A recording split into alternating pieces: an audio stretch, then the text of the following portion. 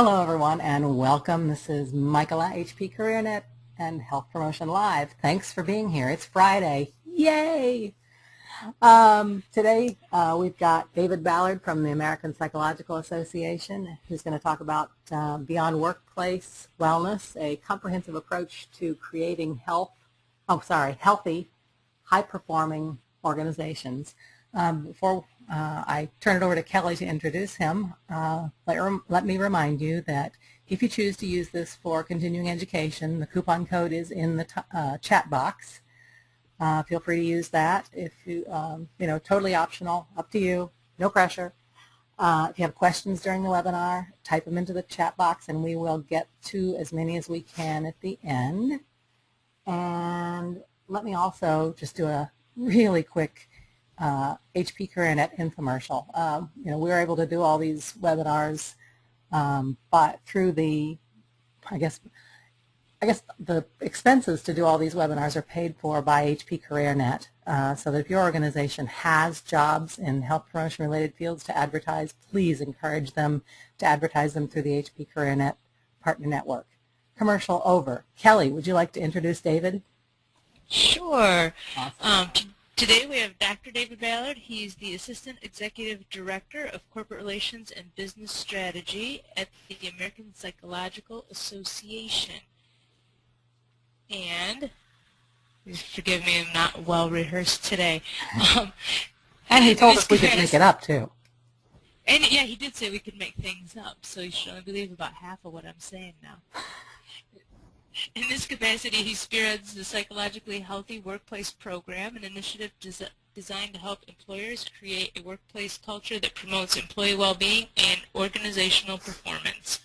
Dr. Ballard has provided research and consultation to government agencies, medical schools, and universities in the areas of public health, prevention, and healthcare finance, and has experience in management, marketing, and consumer research. He is also on the board of directors of the Health Enhancement Research Organization and the C. Everett Koop Health Awards, and serves on the advisory boards for the National Business Group on Health and the Mayo Clinic Center for Social Media.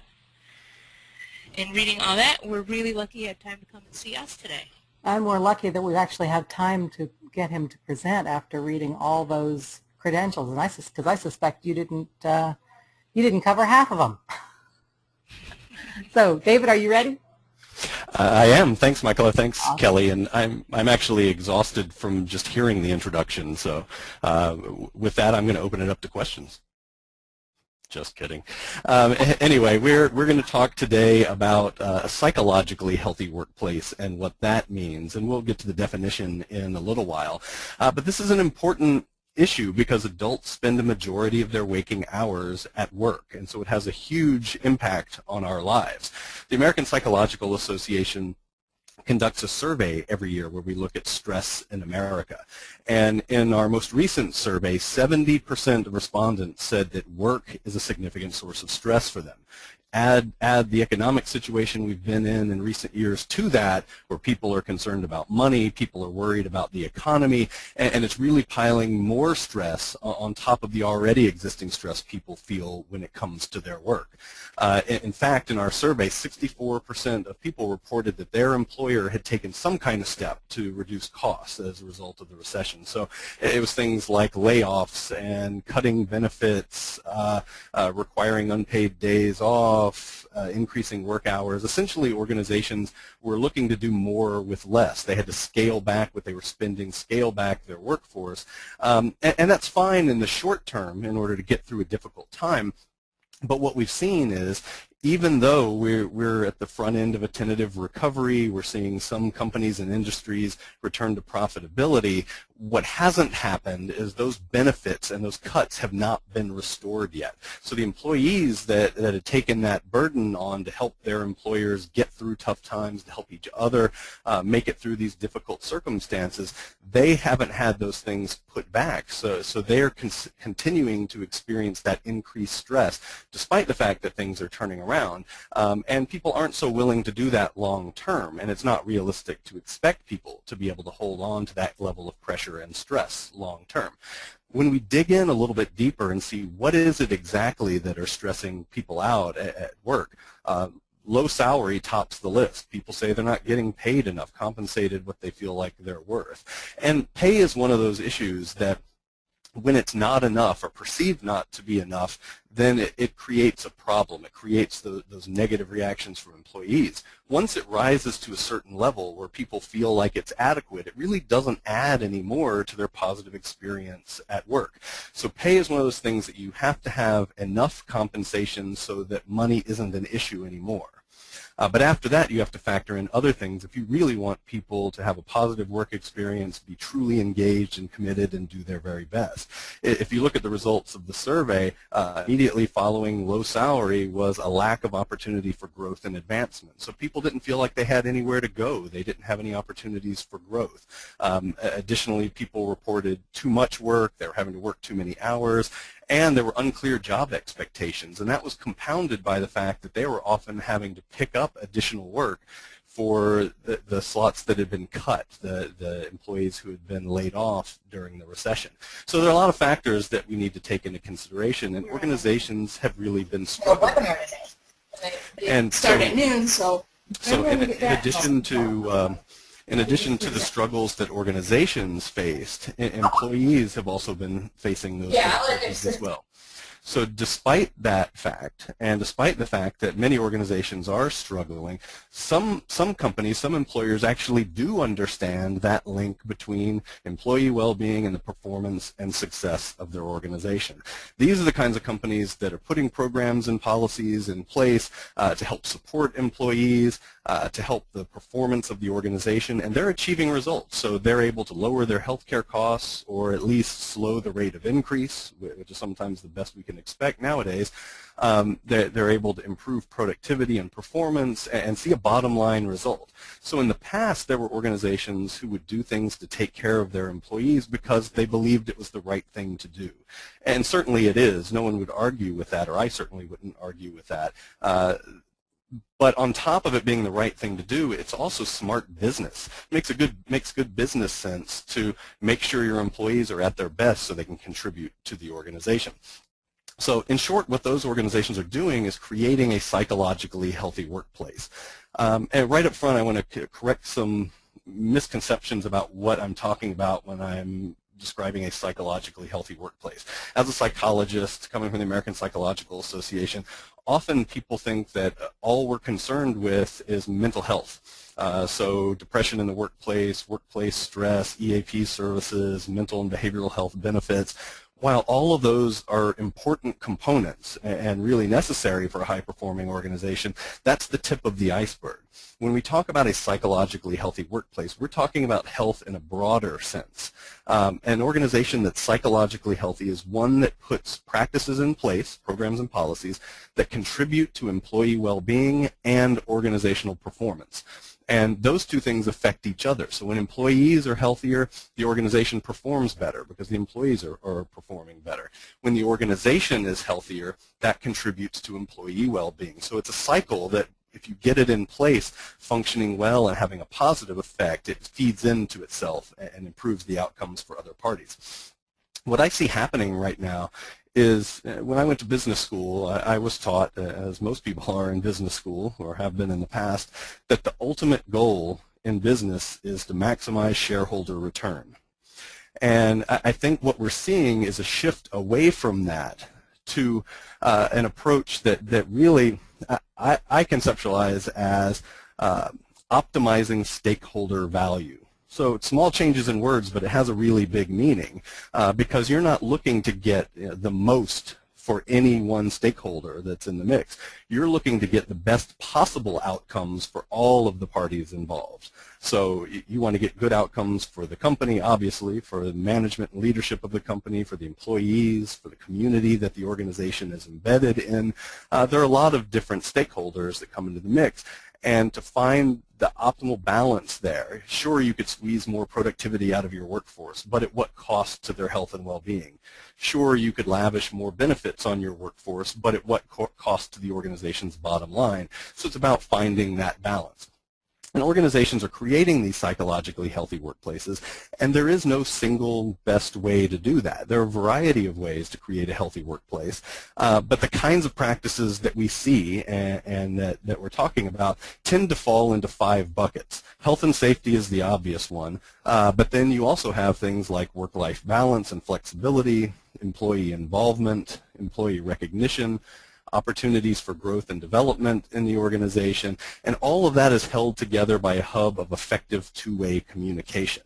So I'll talk a little bit about each of these areas before we move on. Employee involvement is a really important one, and this model shows distinct buckets around this circle, and that's not actually true. There is overlap, and employee involvement is one of those areas that actually spans into all of the other areas and can affect it positively or negatively. Employee involvement, really, these are the efforts that organizations take to increase involvement, empower workers, involve them in decision-making, give them more job autonomy, and this has a variety of positive effects for employee and organization that we'll talk about in a few minutes. Health and safety is the big bucket here because it's all of the efforts that the organization has to improve the physical and mental health of employees. It's prevention, assessment, and treatment. It's dealing with health risks and problems and supporting a healthy lifestyle and healthy behaviors in an organization. So there are a wide variety of workplace practices that fall into this category to help them manage their health, help them reduce risk, manage stress effectively. Employee growth and development, you remember from a previous slide that lack of opportunity for growth is a huge concern for employees. So in this area, we're not only talking about training, but we're also talking about the opportunity to apply the new knowledge, skills, and abilities that they gain through training to the actual work that they're doing. We know from transfer of learning theory that if they don't have a chance to actually utilize those new skills, the training doesn't stick, the individual and the organization don't get the benefits that they would otherwise achieve. Work-life balance is another important one, and it's a popular one you hear about in the media all the time. What we're talking about in this category really has 2 different subcategories. The first is workplace flexibility. So that's telecommuting, compressed work weeks, all of the different things that you see done to help employees be flexible in how, when, and where they actually do their work. The other component of work-life balance is non-work support resources. So those are the concierge services, the access to child care and elder care resources, all of the things that help employees manage their non-work responsibilities so that when they are at work, they can actually be at their best. Employee recognition is increasingly important, and we've seen an uptick in peer recognition programs. But for employees to feel like they're being recognized and appreciated for their contributions to the organization. This is monetary and non-monetary. It's formal and informal. Some of the most effective interventions in this area are the informal, non-monetary ones. It's the simple thank you for a job well done that's said in a meaningful way to a coworker. So all of these areas function together.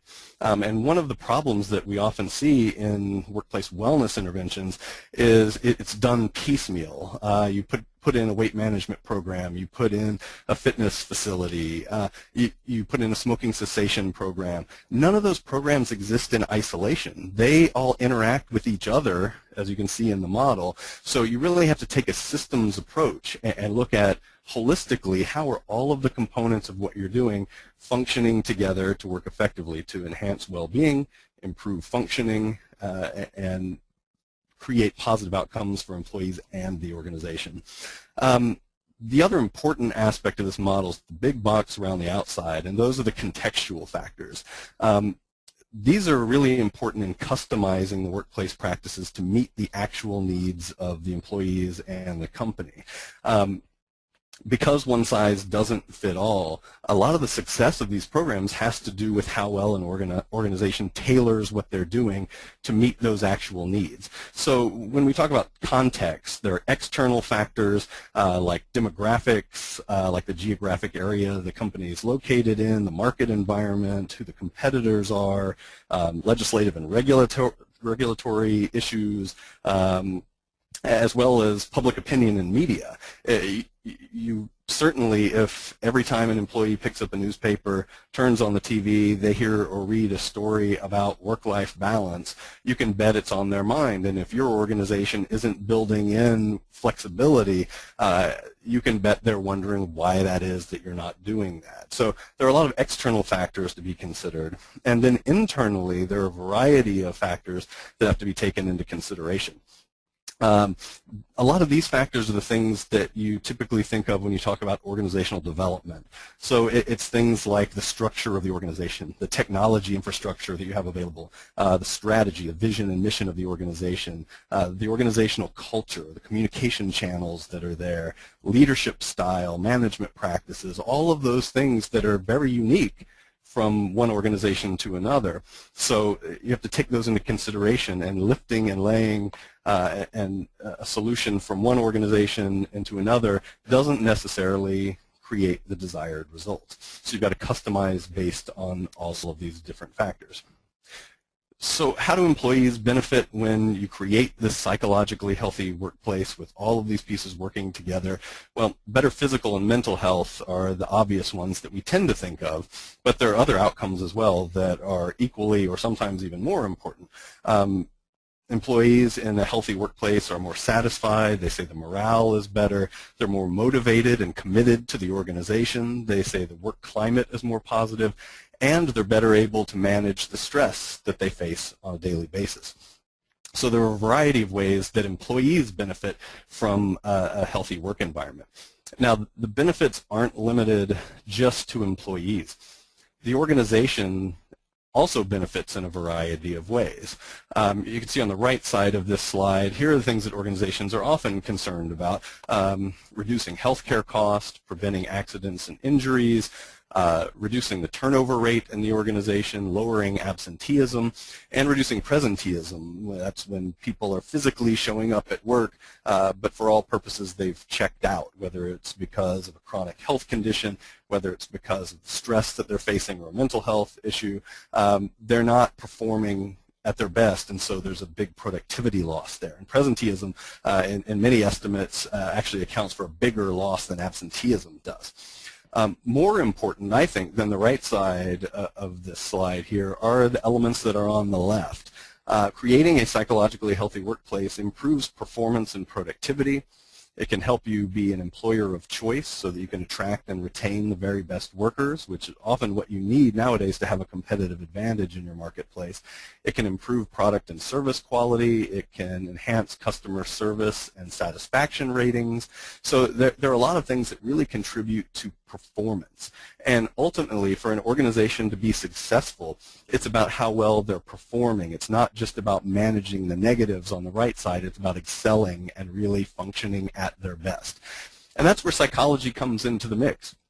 Psychology isn't just a mental health profession. It's not just a healthcare profession. It is those things, but psychology is really about human behavior. And all of the issues that organizations are facing nowadays, global competition, skyrocketing healthcare costs, all of the things that we talk about as major challenges, the one thing they all have in common is they're about human behavior, and that's psychology's area of expertise. So psychologists are really well positioned to help individuals, to help teams, organizations, and communities thrive and perform and function at their best. And that's what it takes to succeed nowadays. How does this play out? Well, the American Psychological Association gives awards each year to companies that are taking steps in those 5 areas I talked about, as well as putting effective communication practices in place, and who can demonstrate outcomes for employee benefits and organizational performance. So each year we compare our winning organizations to some national averages to see how they hold up. And you can see these are our 2012 winners, which were presented their awards in March. So this is 2011 data that we're looking at here. In terms of employee turnover, and this is total separation, so it's voluntary and involuntary turnover combined. In the U.S. in 2011, the national average was 36%. Our award-winning companies last year, 11%. So that's a huge difference in terms of the amount of turnover that's happening. And year after year, we see this kind of discrepancy. We've seen everything from employee turnover in our winning organizations hovering at 4 or 5% up to about 14% in the past few years, and national average has been in the range of 36 to 41% in the past few years. So this big difference shows up consistently year after year. In terms of stress, it's also another area where healthy workplaces are outperforming national averages. Nationally, 41% of working Americans say that they are stressed out on a daily basis at work. So this is chronic stress that they're experiencing day after day. In our award-winning companies, it's less than a quarter of employees who are experiencing that. So a big difference there in terms of what people are shouldering day to day. If you look at some of the other outcomes, more employees in these healthy companies are likely to recommend the company as a good place to work. They're more likely to say they're satisfied with their jobs. But the one on the left here really sticks out to me, and again, we find similar numbers year after year. These are the employees who say they intend to seek employment somewhere else in the next 12 months. So in the next year, they're looking to get out of their current employment situation and go to a different company. Nationally, U.S. average, 28% reported that they're looking to get out of their current arrangements in the next year. That's compared to 14%, so half the rate. So a big difference there. And so even if they don't actually leave, so if you're talking about a 28% intent to quit, is what we're talking about, even if they don't all leave, they at least are spending time being dissatisfied, perhaps surfing job boards while they're at work, and at very least not performing up to their potential, not doing their best work because they're not happy with their employment circumstances. And we'll talk some more about what happens when employees don't feel valued at work. We'll come back to that in a few minutes. Some other factors that we take a look at, the availability of different kinds of programs and policies and how they get used. So in terms of flexibility and work-life practices in an organization, in our award-winning companies, 70% of employees said that they had flexible work arrangements or work-life policies available to them in their workplace. That compares to less than half nationally. So a big difference there. But then are they actually using them? In our award-winning companies, 61% said that they regularly use at least one of the flexible work options that they have available to them. That's compared to only 43% nationally. In terms of creating a healthy environment and promoting a healthy lifestyle and healthy behaviors, 72% of employees in our award-winning companies say that they believe that their organization promotes and supports a healthy lifestyle, helps them be healthy. That compares to 40% nationally. And then that's got to translate to participation. And when you look at it in our award-winning companies, almost half of employees say they regularly participate in health and wellness programs.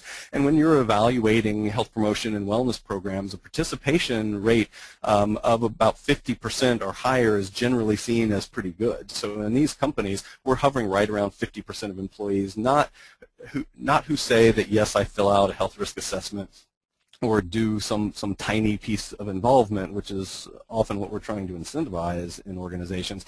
These are people who say they regularly participate in some kind of health or wellness program. That compares to less than a third nationally, so big differences there as well.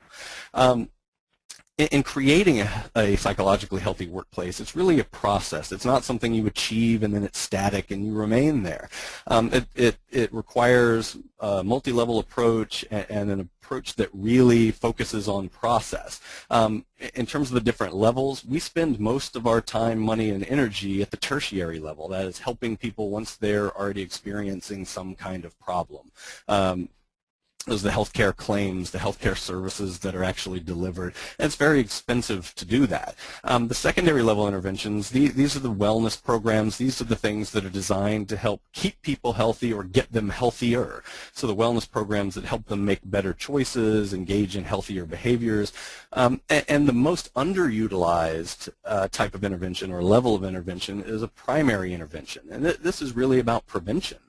And it's about creating a work environment where the physical work environment and the social work environment promote good health. Health isn't just the absence of illness, so it's creating an environment that promotes good health, that promotes effective functioning.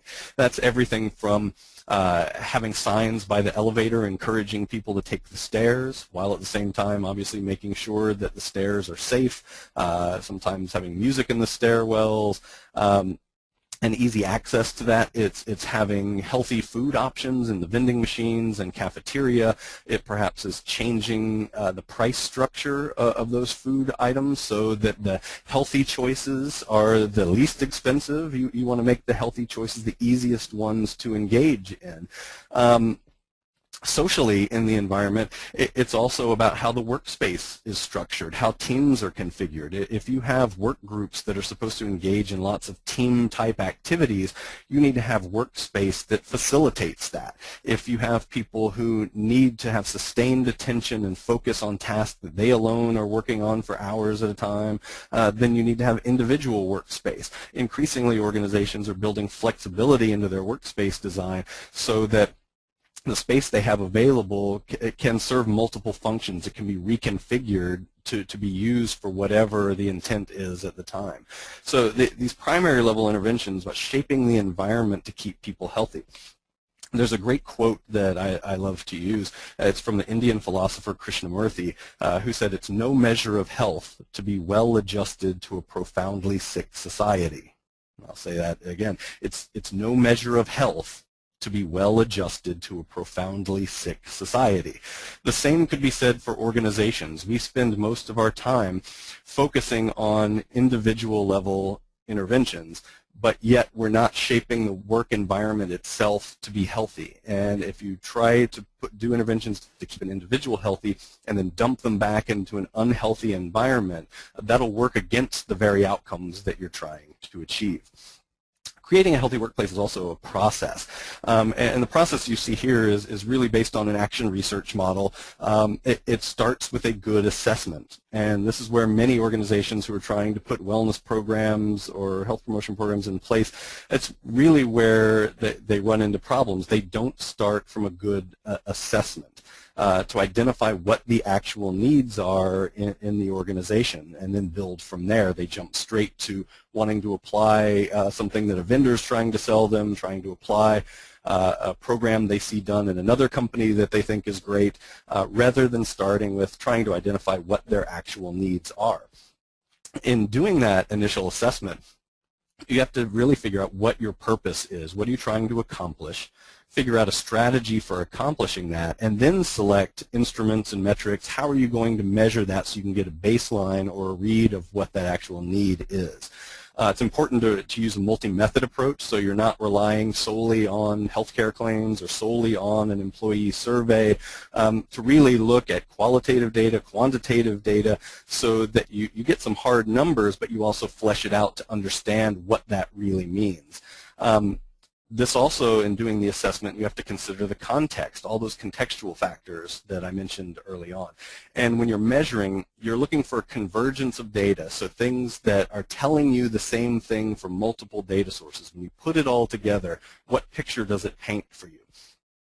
When you're putting your metrics in place and the instruments you're going to use to measure, to do the assessment, you have to understand the strengths and limitations of the instruments you're using. All too often, you see programs put in place or structured based solely on data from one survey or from claims or something that doesn't really give you everything you need to understand what's going on. And so often, those results that are pulled in from that source get extrapolated, and you make decisions based on that data by itself cannot really support. So it's important to know what can your measures, what can your metrics really tell you, and what do you need more information before you make decisions. Once this measurement is done, you've done this assessment, it's important to feed back, to put the results back into the system, so that, one, people know that you're actually doing something with it, but also so that you can get reactions to it and fill in the gaps that you may have. Once you have that initial assessment and you know what the needs are, you've figured out how you're going to measure it, figured out what approach, what you need to address, Then it moves on to custom tailoring and strategic implementation. So this is where you're designing the program or working with the vendor to put together a program that's going to meet your needs, and it's taking into consideration all of the resources that are going to be necessary to do it effectively, the people that need to be involved, what kind of data or information you need, who's going to be accountable and responsible for moving it forward, for measuring results, for keeping the ball going. What's leadership's role going to be? Leadership often touts their programs to their workforce. They say, we're offering this great new benefit we want you to participate in, but often those very leaders aren't actively engaged in the programs themselves. It communicates a really powerful message when a CEO or a leadership team says, we're putting in this fitness facility because we want you to be healthy, we want you to access it, we're even going to allow you time during the day to spend engaged in health behaviors, and then the CEO and the leadership team never set foot in the fitness facility. Or they create a wellness program and not a single top leader in the organization ever participates or utilizes that program. It communicates a very powerful message and not one that really helps move things forward. It's important to know in your tailoring and implementation how you're going to use incentives. And incentives is one of those areas that it's all the rage, especially now that it's built into the Affordable Care Act, and organizations can have up to 20% of what people are paying offset either through reward or penalty for health outcomes for people achieving certain measures. And that goes up to 30% in 2014. So incentives are increasingly being used, but often not with an adequate knowledge of how to do them effectively. So they're being slapped in place in a way that's destined to fail, or at very least destined not to get the results that you want. This is another area where psychology, behavioral economics really comes into play to know how to structure the rewards, how to time the rewards, how to put them together in a way that actually support the behavior you're trying to promote in an organization. In terms of design and implementation stage, figuring out also what resources you need. Are there skills or resources that you don't have internally that you need in order to be able to do it successfully? Is what you're trying to achieve or the program you're trying to launch consistent with the organization's culture? And if not, what can you do about that? A mismatch between culture in an organization and health promotion and wellness programs, that's often where things fall apart, that the company's trying to put something in place that clashes with the culture of the organization, the way things are actually done and the shared beliefs and values and the way things function in the organization. When you get to custom tailoring of the intervention, it's about identifying employee needs, organization needs. It's about tailoring it to fit the characteristics of the organization, characteristics of the environment, making sure that you're matching it with the readiness for change. So where are people in terms of that continuum? Many a good program fail not because the program is bad, but because perhaps the program is geared towards people who are already in that preparation or action stage, and maybe the workforce is primarily at a pre-contemplation stage. They're not ready to take action. They're not even thinking about participating in a program.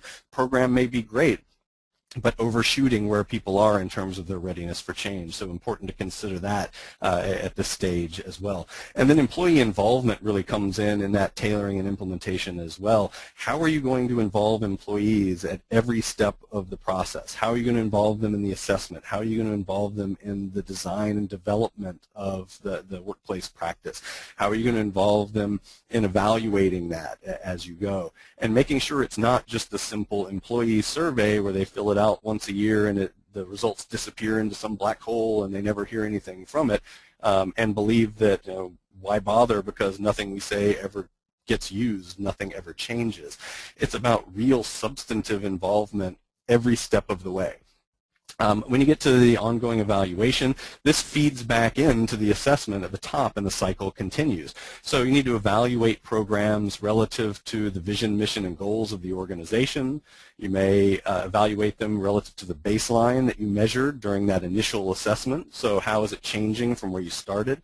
You may benchmark it against industry standards or against your competitors, as well as taking a look at emerging opportunities or challenges because things change. So even when you're evaluating an existing program you may have had in place for years, there could be new things that have popped up that could be opportunities that could enhance the functioning of the program, or new barriers that get in the way that prevent people from participating or achieving outcomes.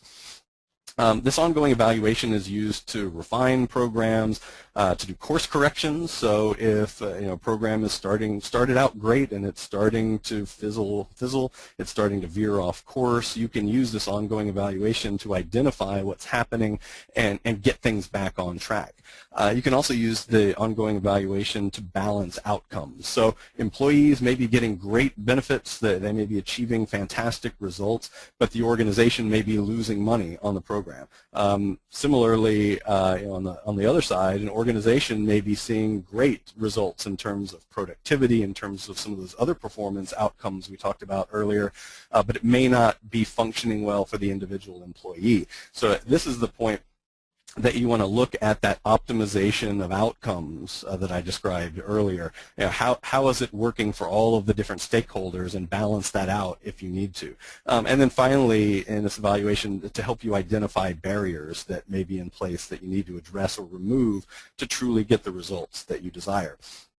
For example, you may have a fitness facility on site, and management may be looking at utilization rates of the facility and say, well, the employees aren't really utilizing this. We could turn that into sales offices and actually generate some revenue if we got rid of it, because it doesn't seem like people are interested in using it. Well, perhaps there are barriers in place, and maybe it's not open during the hours that employees want to use it. Maybe there aren't shower facilities so that employees can come in early, work out, and then clean up and go to work. There could be a number of barriers, sometimes that are very simple changes, that can get in the way and prevent the results you're trying to achieve. So using that to fine-tune, remove barriers, balance outcomes, these are all very important factors to take into consideration. I talked earlier about focusing only on that individual level and trying to offer benefits and programs that are for the individual employee, and then dumping them into an unhealthy environment. Well, from a socioecological model of health promotion, there are a bunch of different levels, and the individual level, while it's at the middle, is actually the smallest, and it may not be the most effective place to intervene. So it may actually get better results if you intervene at a team level or at an organizational level. Maybe it's something in the community itself that needs to be addressed. And it may be multiple places in this model as well. An individual intervention that's supported by organizational practices can be much more effective. Similarly, an organizational level change that's consistent with individual behaviors so that they support each other can get much better results. But the takeaway from this slide is, don't get stuck with tunnel vision looking only at that individual level of intervention. Sometimes we can get a bigger bang for the buck focusing at a different level or at additional levels in the process. So when you put this all together, what are the things that we see that stand out for getting good results, for differentiating the high-performing organizations from those that don't get the results that they were trying to achieve? Well, the first is the custom tailoring, that organizations that do that good assessment really understand the actual needs of their workforce and their organization, and then customize programs and policies so that they're a good fit for that, get much better results. The second success factor is tying what you're doing, tying your efforts to the mission, values, and goals of the organization. If your health promotion or wellness program, or your training and development program, or your reward and recognition program, if it's inconsistent with the mission of the organization, when times are tough and cuts need to happen, those cuts are going to happen to things, to programs, to areas that are not core to the mission of the organization. So the best programs actually have their own mission statement that connects to the mission of the organization. And in fact, the strongest organizations build employee well-being and performance into the mission of the overall organization. Much easier to argue for supporting and for keeping programs that are designed for these purposes when it's built to support the mission and goals of the organization. So tying that in is really important in a concrete way. Senior management commitment is a big one. When you've got a CEO or a top-level leader, somebody who's a champion of the program, who's willing to go to battle when other people may be either not valuing it or looking to cut it.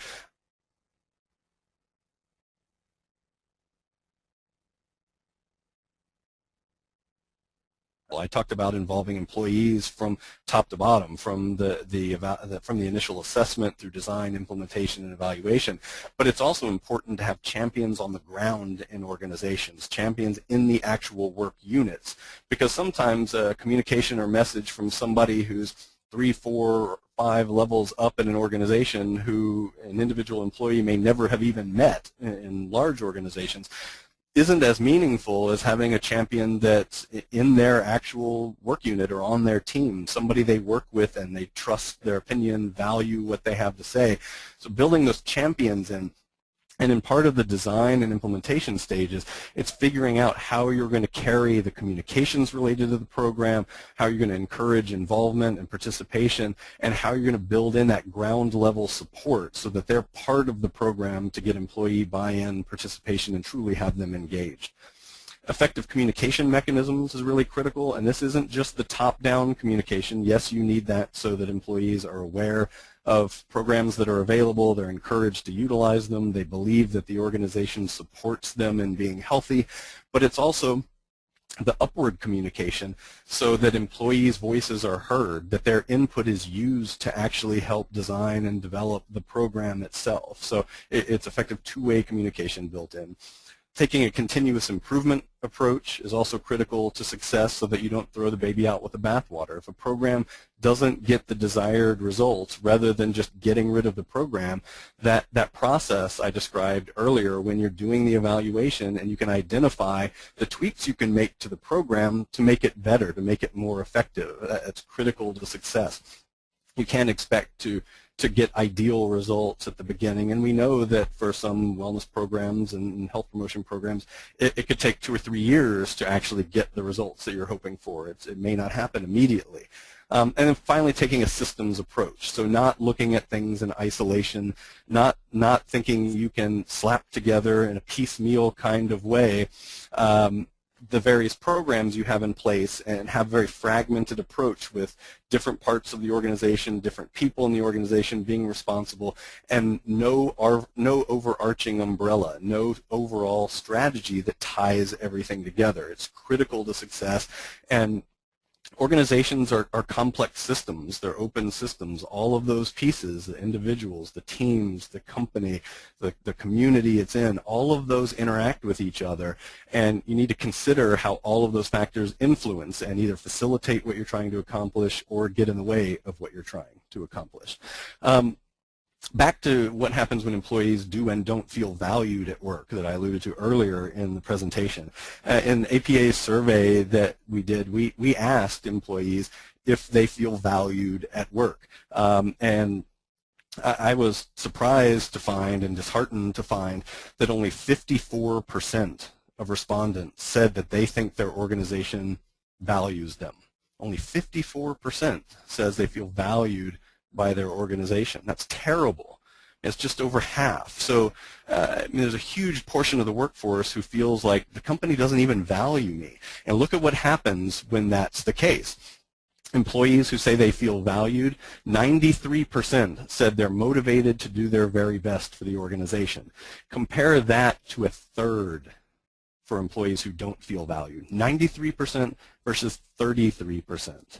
Huge difference. If you have a workforce where most people say they don't feel valued, and you've got 2/3 of them that why would they even bother doing their best work? They're not motivated to really contribute up to their potential for the organization, and why should they? They don't think the company values what they're doing anyway. In terms of turnover intent, similarly, when employees feel valued, only 21% said they intended to look for another job within the next year. Compare that to half of the workforce when they don't feel valued. Half of people who said they didn't feel valued said they're looking to get out within the next year. Half. That's huge. And then finally, recommending the workplace to others is a good place to work. Employees who feel valued, 85% said they'd feel comfortable saying this is a good place to work to other people that they knew or met, compared to 19% of those who say they don't feel valued. So it's really important to look at people's experience at work and what they feel about working for the organization. This is where psychology comes into play as well, because we spend a majority of our time dealing with problems at work. We talk about what's horrible about work, what we hate about our jobs. I mean, this is, it's just built into the culture that we talk about a lot of negative things, and even if we want to make it better, oftentimes we're only talking about how to fix the stuff that's wrong. So increasingly, we're talking about positive aspects of work. And in fact, in the Psychologically Healthy Workplace program at APA, we're actually doing a little mini campaign right now called I Love My Job. And we're using it to talk about the positive things about work, what people get out of work. So positive emotional experiences, healthy relationships with their coworkers and their boss, feeling like they're making a difference or contributing to a cause that they care about, having good benefits that they feel help them live a good life and achieve their goals. It's all the positive experiences that they have. It's not just about happiness at work. Happiness is important, but there are a lot of other positive experiences that people can have at work as well. And when people are having those experiences, they're more likely to be working up to their potential, contributing to the organization, and really wanting to do their very best and make contributions at that kind of level. So we're running this little campaign right now. And actually, if you go to phwa.org, you'll see there's a little ad or button on there that looks similar to this. And we're asking people to tell us what they love about their job. And we're getting all kinds of interesting results. I mean, everything you can imagine. Some people say that their boss is supportive of their career goals and helping them get additional education and training. Others talk about particular benefits that are their favorites that they think are great. Others say that they look forward to going to work because it's just a positive environment, a positive vibe. Others are committed to climbing some career ladder, and it's helping them achieve their goals in life. Others talk about a cause or something that they're passionate about that they get to work on and feel like they're making a difference.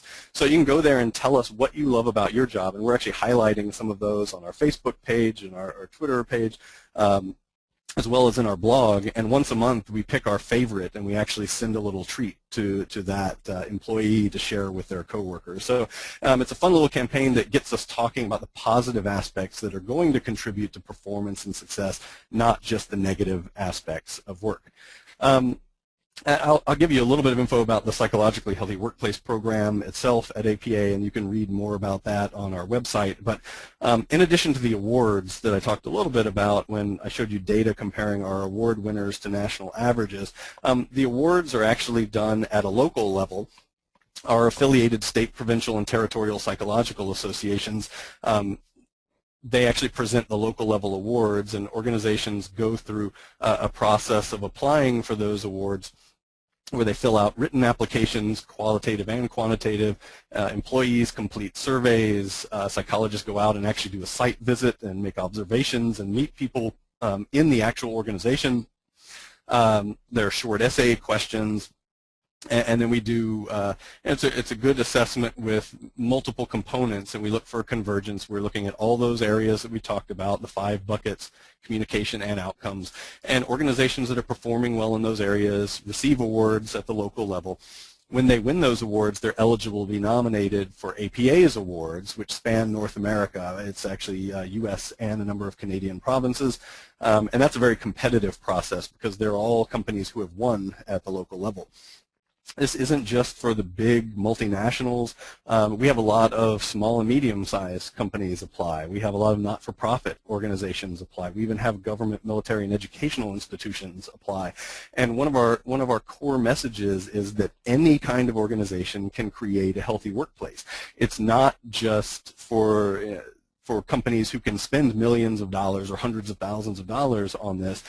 Often the smaller organizations can be more innovative. They can be more flexible and do unique things that would be very difficult to do in a larger company. We also give what we call best practices honors, and we define best practices not as a practice that every company should follow and do the same thing. the way we define best practices it's something that's done in an organization that's tailored uniquely to meet the needs of the company and its workforce, and it works great for that company. So we like to be able to highlight those innovative things that are done as well. In addition to the awards, we have a variety of information, resources available. Our website, which the URL will be at the end of this presentation, phwa.org. Tons of information there, as well as case write-ups of all the different companies who've won our award over the years. We have an e-newsletter and a blog and a podcast. We have a presence on Facebook and LinkedIn, Twitter, YouTube. We're all over social media.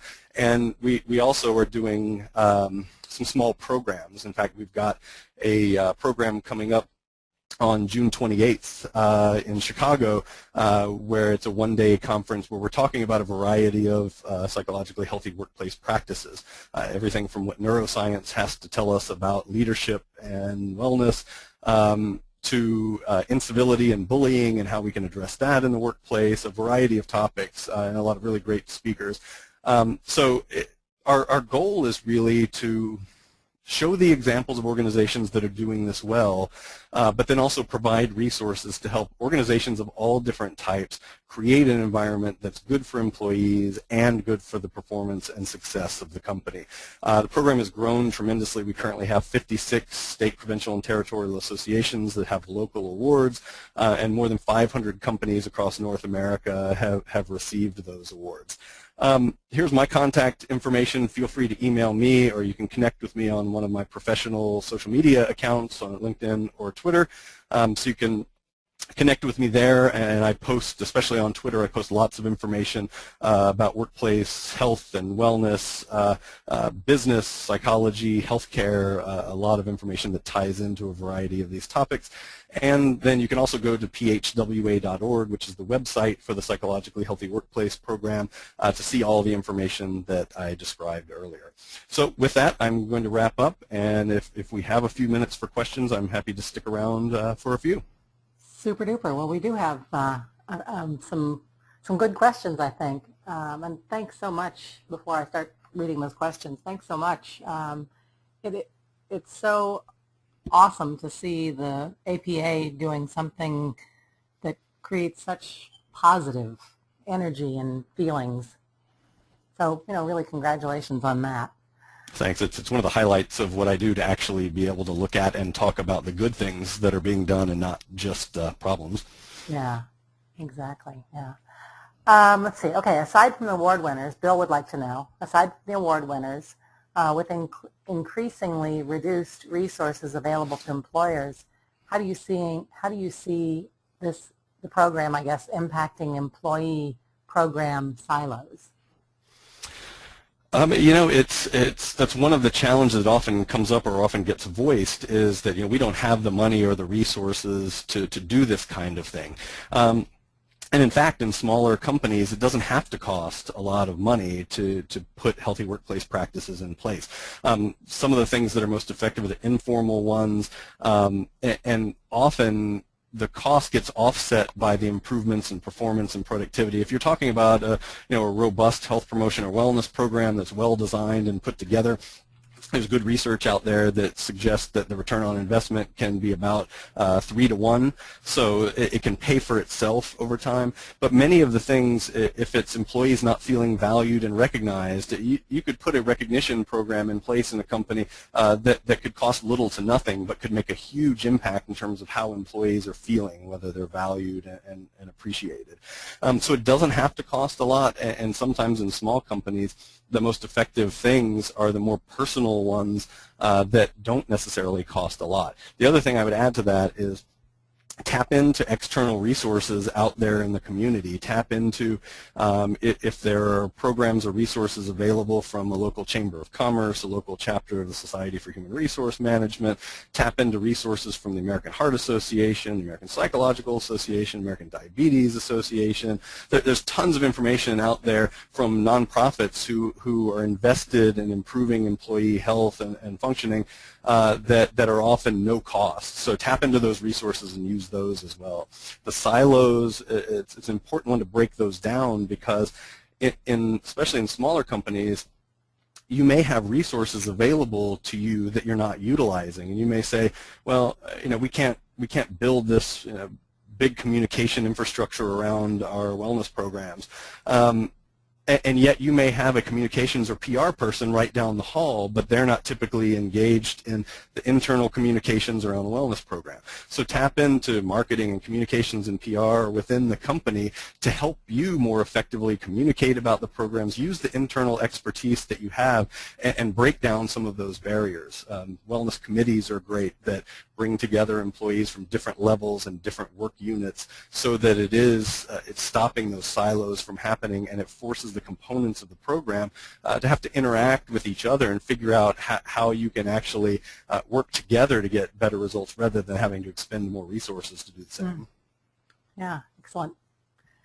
Let's see, Krishna has a couple of questions. One is, how does APA feel, thus advise companies on how to deal with the stress of the barrage of news media on obesity? Yeah, obesity is a huge issue for employers because of the research that's coming out that shows how costly it is in terms of healthcare claims, and it's tied to so many health outcomes that it's an issue that really needs to be addressed. And some of it, I think, is starting with that healthy culture itself, making sure that the food options provided at meetings and available on site are healthy, that the organization isn't contributing to the problem, and then making sure there are resources available for employees to actually get engaged, get involved. We know that sitting all day at a desk is bad for your health, not only because of weight issues that may come along with that, but the body's not designed to sit for 8 or 10 hours a day. So change the way people work when they're at work. Build moving breaks into the day so that people are up moving around on a regular basis. Have standing meetings for short meetings where it's in a room where there aren't even any chairs. Not only will that make your meeting go faster and get things done more quickly and efficiently, but it also gives people a chance to stand up, stretch, move around. And then having those resources available, whether it's that you're able to have fitness equipment on site, or whether it's just that you encourage employees to go out and take a walk during their breaks. There are companies that put water out and available and encourage people to go walk around the area during breaks, as opposed to just moving from one room to another and sitting for another half an hour or 45 minutes. So lots of things that can be done to create a healthy environment and give people the resources so that they can start taking care of themselves. Super. I've seen those treadmill desks and thought that would be a really great thing, but I can so see myself getting engaged in what I'm working on and falling off. It would be so embarrassing. You need to do a good ergonomic assessment before you build that in. I suppose that's true. Maybe a safety belt. Krishna's other question, and you would think that maybe she was listening in as we were sort of before we went live. She said, can you give a concrete example of how employee involvement was executed in an organization? And that's kind of what we were talking about, is maybe doing some case studies here. Yeah, did you sure you had that muted when we were talking before this started? Well, I hope so. She might be a plant, but. So, anyway, the kinds of the things that organizations are doing to facilitate involvement, that they're building in processes like participative problem solving and decision making, so giving employees a chance to weigh in when decisions are made that affect them. It's putting teams together, work groups or task forces around issues that employees may have some expertise to contribute or that will affect them when the outcome of that work gets done. So crafting those teams. Self-managed work teams are popular in a lot of places so that the employees on the team actually make the decisions. So I've seen an example of that would be a self-managed work team that did the hiring process themselves. So when they had candidates, they would interview them as a team. They would make decisions about hiring as a team because it had to be somebody that was going to fit well with them and be able to work effectively. Continuous improvement teams. Some companies do profit sharing or like a stock ownership plan. for employees so that they're involved in the financial stake of the organization. Everybody says they have an open door policy, but I think truly having one where employees can actually go walk into managers' offices, have conversations with people even outside of their direct reporting line.